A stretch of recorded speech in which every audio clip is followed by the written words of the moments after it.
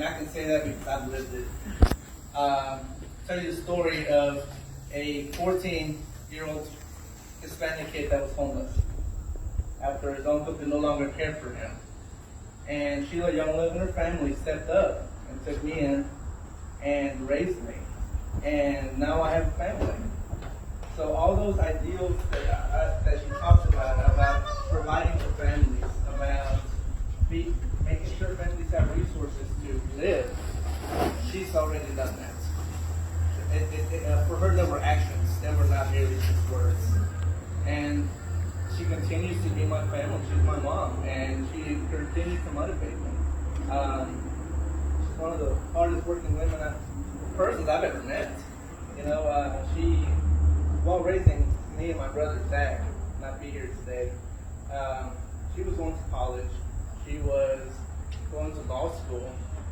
She was a wife, and all this, and this whole time she's been preparing herself to make Tennessee better. She's worked in the criminal justice field for a long time, first as paralegal and then as an attorney now.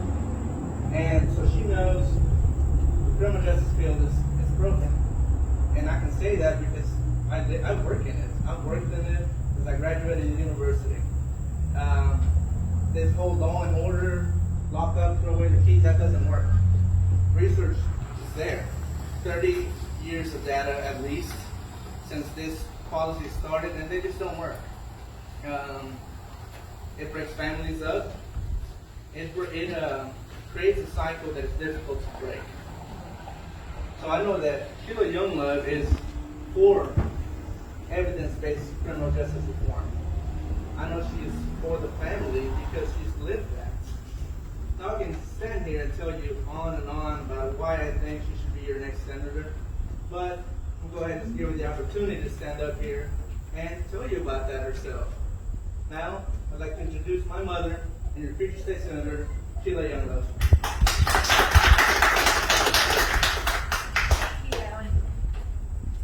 As Yowie said, he came into our family when he was a teenager, and I had a son already, and I'd always wanted another child. Originally I could never have children, and the doctors couldn't do anything about it. The one thing that I had a problem with, they couldn't help. And I had Zach, and the doctor told me there's your miracle. Because I did pray for him just like Hannah prayed for Samuel. And I got him. And I said, Lord, I want another child. I really do. I could not have imagined how that would have played out. It's almost like I ordered him from a catalog. You know, he came potty trained, all of that. But no, he's a fine young man. I'm so proud to call him my son. He has gone on, he's graduated from UT Knoxville, got his degree in criminal justice. He just completed his master's degree, summa cum laude. Yay. And I'm very proud of him. He's a good young man. He's a husband. He's a father. And they've got another one on the way. So I'm now a grandmother. And his son Jackson calls me Dee Dee. Dee Dee is my name for him. But I'm very proud of him. And I'm very proud of my other son Zach, who couldn't be with us today, wasn't feeling well, so I wasn't going to push it and have him back here in the heat and everything. But my boys have really been my life. And a lot of you know my story. Some of you don't. So I'll give you the short version. I'm not originally from Tennessee. My parents were. They were from DeKalb County. But they went to Michigan after World War II, and all the car factories were, up and running, and a lot of people moved to Ohio and Michigan to get work. Some of them came back, and some of them didn't. My parents stayed out there. The rest of the relatives stayed in Tennessee. And my father passed away when I was 3. And leaving mother with 4 out of 8 children still at home to raise. And I'm the youngest of those 8. She was a stay-at-home mom. And there were no programs in place to help her as a stay-at-home mom with 4 children still under her roof to raise. And And I was talking to one of my biological brothers the other day, and he reminded me of some things, I guess, that I just either didn't think much about or I just didn't understand at the time that that's what was going on, was we were so severely malnourished when my mother passed away, which was 5 years after my dad passed away. I was 8 when she passed. Then when we came down here, we were anemic. We were, really small for our age. And we didn't know, I always make this joke that I didn't know that milk came in a carton. I thought you bought this box that says carnation, and you mixed it with water, and that was milk. First time my aunt and uncle showed me a jug of milk, I was like, that's not milk. And they're like, well, what do you think milk is? And I went and got the carnation box. I said, this is milk. So that just gives you a little bit of an idea. The world I was in was one of severe poverty. It was a very unfortunate situation. And I could have felt sorry for myself all my life and just, made excuses for things and not done anything with my life. One thing I really always have regretted is that I did not get to grow up with my other 3 siblings. And we came to Tennessee, we were split up because nobody could take all 4 of us at one time. It was be split up between the aunts or go to an orphanage. So they chose to split us up. Now we did get to see each other occasionally, but it wasn't like what we were used to. I was the fortunate one. I got 3 wonderful brothers out of it. One of them sitting right here today. Best one. That's right. But they were so good to me. One of them even took me out on his dates with his girlfriend. So we'd get me dressed. Tell my aunt, dress her up, we're taking her out with us. Don't you know his girlfriend had to be thrilled about that? Oh, you're taking your little sister, right? But no, they've always made me feel special. And their children are my nieces and nephews. And I love them dearly. My childhood planted a seed in me to want to do better, to want to do things for children who were in situations where they had no say-so, they had no control over their lives. I decided I wanted to be an attorney. An attorney can help children not have to make the choice of, are we going to be split up? Do we have any say-so in our lives? Are they going to put us in a foster home for the rest, until we're adults? What are we going to do? Working with families would help me get people who are in a bad situation out of that bad situation in a safe manner. It used to be primarily that females were the victims of domestic violence, and they probably still are proportionately the most, but there are also male victims of domestic violence. Nobody should be a victim of it. So that spurred me on, and I waited till the boys were in high school and could drive to go back to college. I had a few credits, here and there, but I went back to college while still working full-time, and I got my degree. And my degree was, this is a really scientific way to choose your degree. I looked at the least amount of math I had to take. And lucky for me, sociology was right there. But it was also an area I was very interested in, social movement, social change, and that's what I studied. That's what I majored in. I finished that and went directly to law school. Worked in the day, went to law school at night. Paige was one of my classmates. We had so much fun. Yes, so much fun. Fond memories now. Fond memories and nightmares or PTSD or something from that. And I began my law practice. And I enjoy my law practice. And my law practice primarily is in family law. And that includes anything from an adoption, through divorce, through guardianships, conservatorships, doing wills, doing your estate, from the cradle to the grave, basically. If it deals with a family, I do it. Now, a lot of times that will pull in some criminal law elements, and Ricky and Rebecca's son Daniel is also an attorney, and we practice together, and he does that part of it.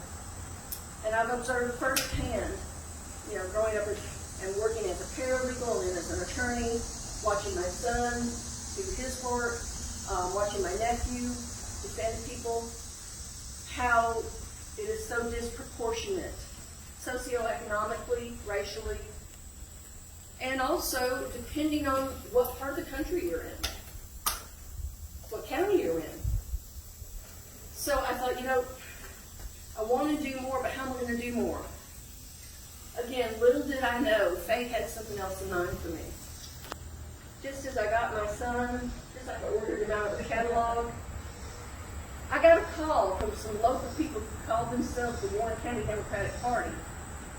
And they said, your name keeps coming up, and we want you to run for senator for this district. I said, me? I'm not a politician. You don't want me to run. Oh, no. Your name keeps coming up. I'm like, good, bad, otherwise, had no other choice? No, your name keeps coming up because you care. And I do care. I care very deeply.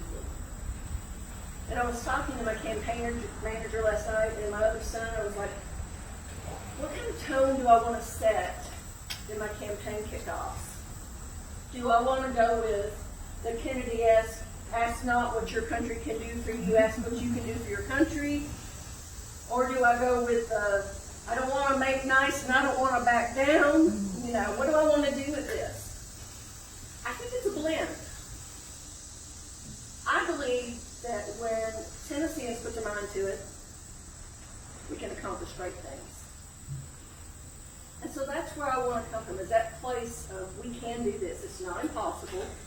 It may be hard, but we can do hard things. We've shown that we can do hard things. And we need to do those hard things. My platform for this election, the two primary things, and then a third part that I'll talk to you about, is first and foremost health care. 13 hospitals have closed in rural Tennessee since 2010. 14 more on the chopping block right now. Even St. Thomas Rutherford's had issues. Why are they closing? Health care. You have TennCare, which is for people who are at least 138% below the poverty level, or you have private pay, and there's nothing in between. Medicaid expansion will help bridge that gap.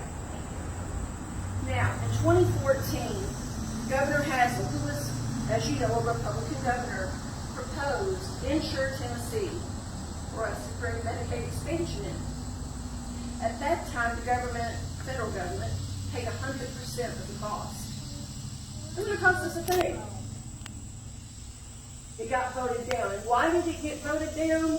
I'll tell you. 2 reasons. Number one, the person who brought it up was a Democrat in the White House, and he had a weird last name.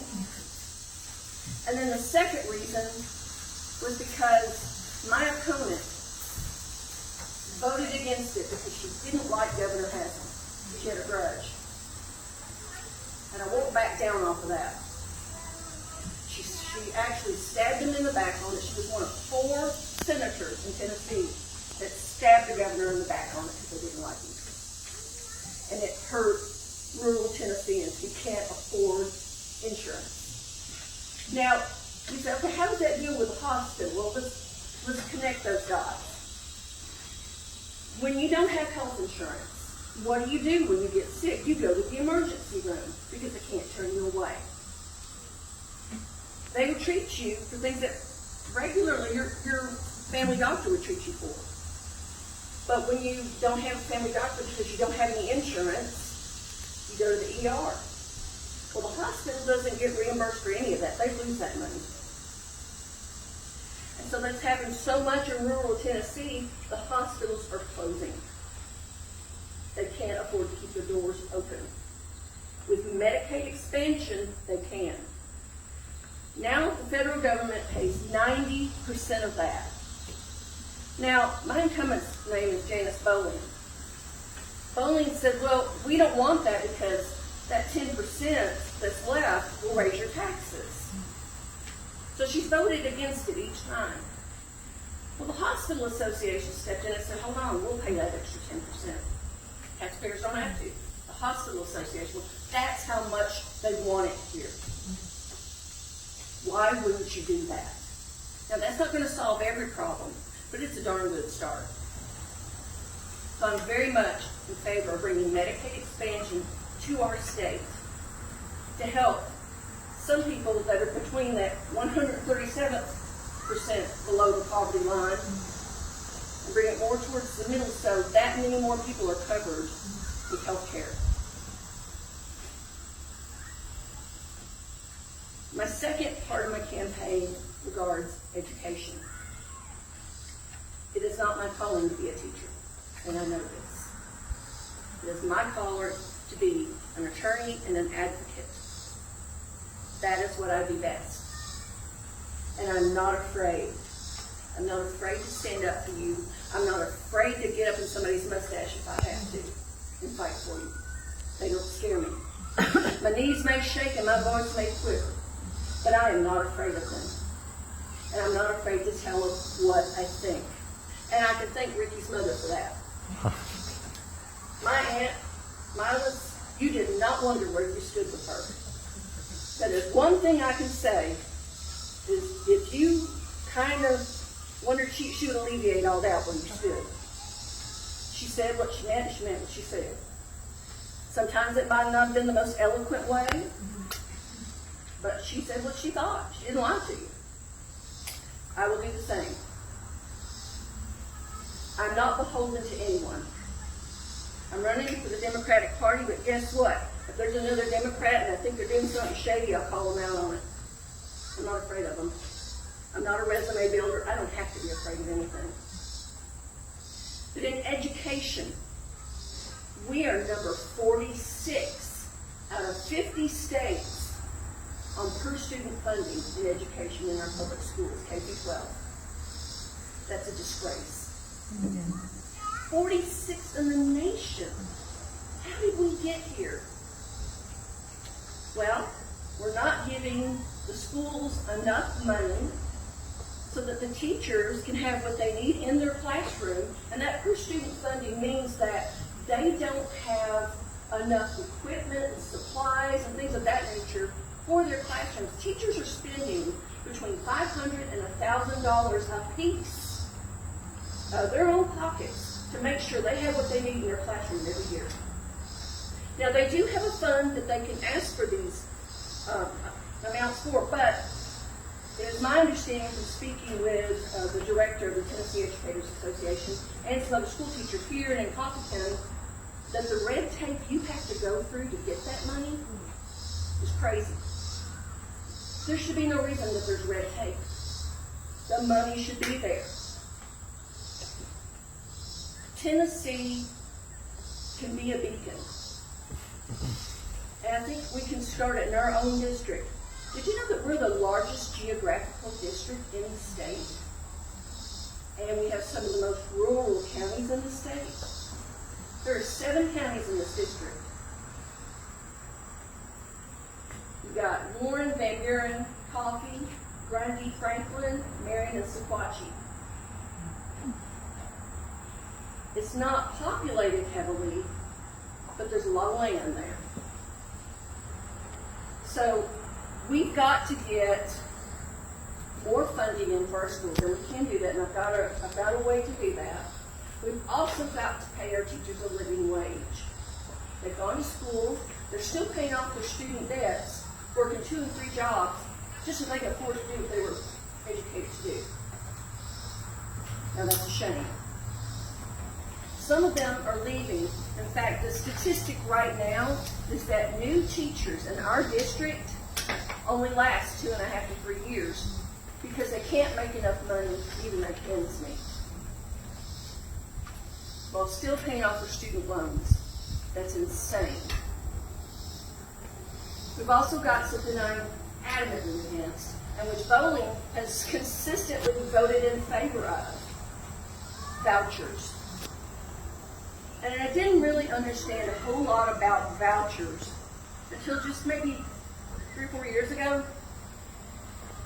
And Governor Lee is all about the vouchers, all about privatizing education. Bowen is right there beside him. So whatever he says do, she does. They take vouchers, and you can use them at your private school if you want to go to it, or your magnet school or your charter school, and it's using your tax dollars to do it. How about you take those tax dollars and you put them in your K-12 public schools, and you won't have this issue of, 46th in the nation on per student funding. Now, I'd like to say something else about charter and magnet schools, because theoretically they're public schools, but they don't act like public schools. I've talked with people who are actually very much in favor of that, and I said, well, we offer programs that public schools no longer offer, like, programs in the arts and music and things like that. Well, how about we put that money back into the public schools, bring those things back to our public schools, and that won't be an issue. They won't have to go to a specialized school for that.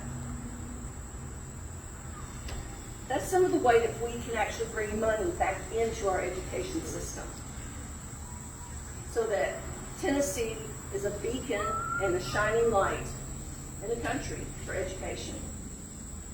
No longer will we be known as the unhealthiest state in the nation, which we are. No longer will we be 46th in the nation on our per student funding. We'll be leading the charge and saying, this is how you do it. Say, okay, well, how are you going to do that? Well, that gets us into agriculture. Tennessee's always been an agricultural state. But now farmers are even paid to not grow tobacco. They'll grow corn, because you can use corn for ethanol and things like that, as well as food. But they're being paid not to grow tobacco. But they're not being paid enough of a living wage to do that. And there's a lot of controversy about this. And don't get me wrong, I have never personally used marijuana. Never. And I just haven't seen the need to. But I do know that the science is out there that people who are having chemo, people who have glaucoma, and various other health issues say that medical marijuana does help their symptoms, so that they can eat and keep food on their stomach and they don't waste away in nothing. Bowen's in favor of medical marijuana, and that's great. I am too. I say one way you're going to help many areas, it all becomes like a domino effect, is legalize it, just like you do cigarettes. Tax it. Pueblo County, Colorado, one county in Colorado, realized a net gain of $23 million the first year that they had their legalized marijuana. $23 million for one county. Profit. They don't have to worry about their roads. They don't have to worry about their schools. It's paid. People are going to smoke it, whether you think they are or not. You legalize it, you regulate it, and tax it, you're going to put some drug dealers out of business. I mean, think about that.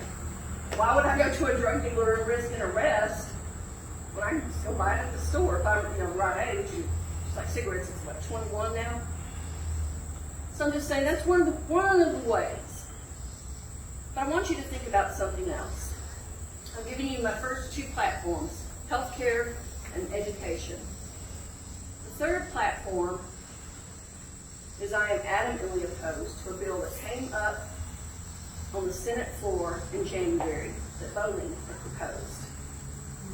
And it affects 27 occupations. She wanted to do away with licensure for these businesses, these occupations.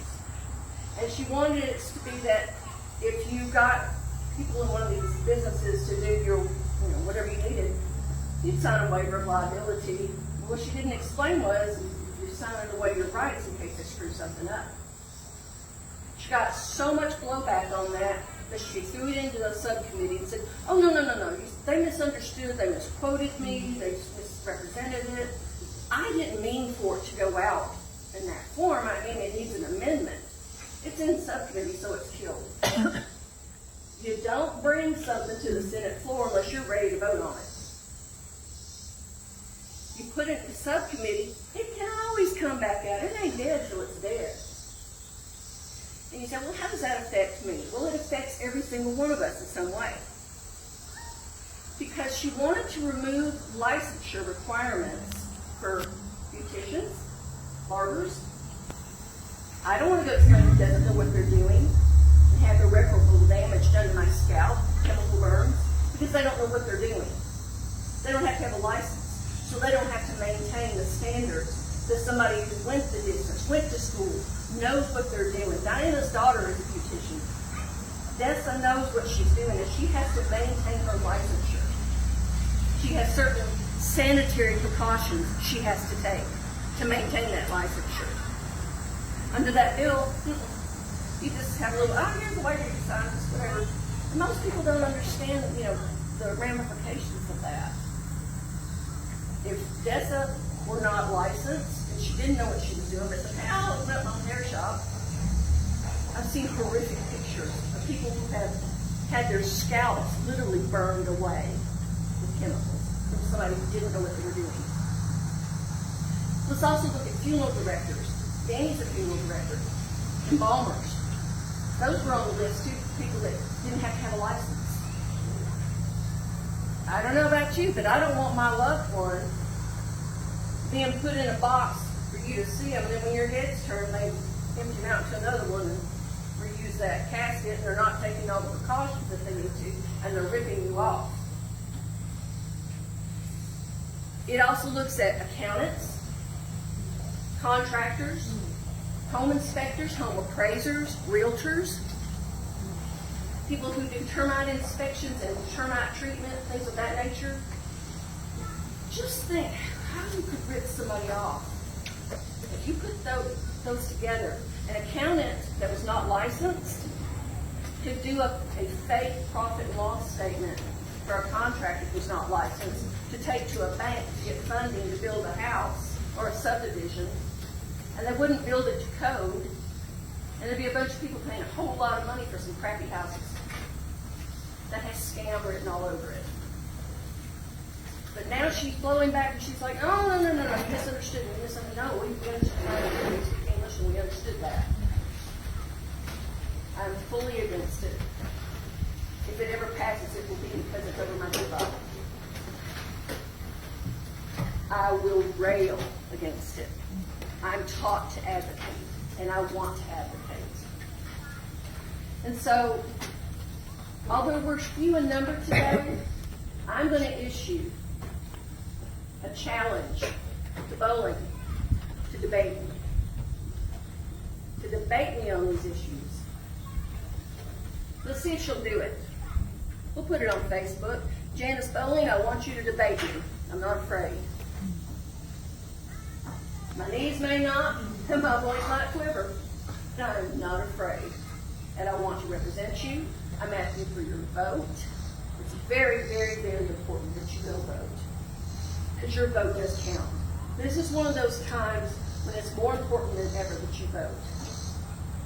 Because if you vote, I can win.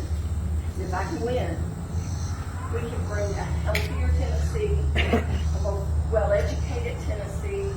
We can bring more jobs to Tennessee because we're doing those things to make Tennessee a more desirable place for people to move to and raise their children.